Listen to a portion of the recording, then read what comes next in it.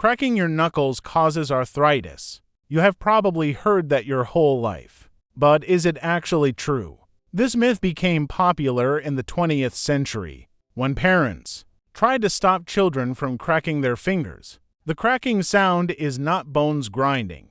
It is gas bubbles forming and collapsing inside the joint fluid. Scientific studies have not found strong evidence that knuckle cracking causes arthritis. In one long-term self-experiment, one hand was cracked for over -1 year's end. No difference in arthritis was found. The sound might be annoying, but it is not destroying your joints. Follow for more science myths.